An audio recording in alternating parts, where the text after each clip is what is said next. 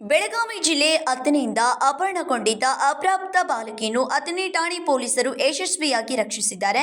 PUC ವ್ಯಾಸಂಗ ಮಾಡುತ್ತಿದ್ದ ಬಾಲಕಿಯನ್ನು ಬೆಂಗಳೂರಿಗೆ ಕರೆದೊಯ್ದಿದ್ದ ಶಾಹಿಲ್ ಎಂಬ ಆರೋಪಿಯನ್ನ ಪೊಲೀಸರು ವಶಕ್ಕೆ ಪಡೆದಿದ್ದಾರೆ.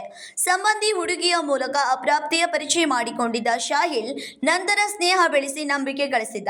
2-3 ಬಾರಿ ಹೋಟೆಲ್ಗೆ ಕರೆದುಕೊಂಡು ಹೋಗಿ ಬಳಿಕ ಅಪ್ರಾಪ್ತೆಯೊಂದಿಗೆ ಸುತ್ತಾಟ ನಡೆಸಿದ್ದ ಎನ್ನಲಾಗಿದೆ.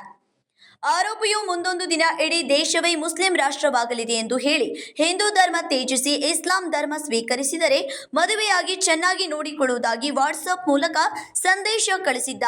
ಅಪ್ರಾಪ್ತೆಯನ್ನು ಮಾನಸಿಕವಾಗಿ ಪ್ರಭಾವಿತಗೊಳಿಸಿದ್ದಾನೆ ಎಂದು ಬಾಲಕಿಯ ಪೋಷಕರು ಪೊಲೀಸರಿಗೆ ಮಾಹಿತಿ ನೀಡಿದ್ದಾರೆ.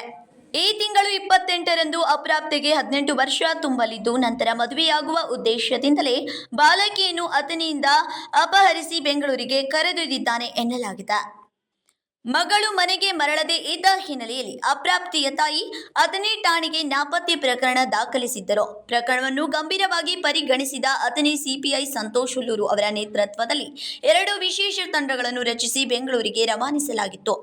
ಅಲ್ಲಿಂದ ಆರೋಪಿ ಹಾಗೂ ಅಪ್ರಾಪ್ತೆಯನ್ನು ವಶಕ್ಕೆ ಪಡೆದು ಬಾಲಕಿಯನ್ನು ಸುರಕ್ಷಿತವಾಗಿ ರಕ್ಷಿಸಲಾಗಿದೆ. Vinod Kolkar, KMM Kannada news, Belagavi.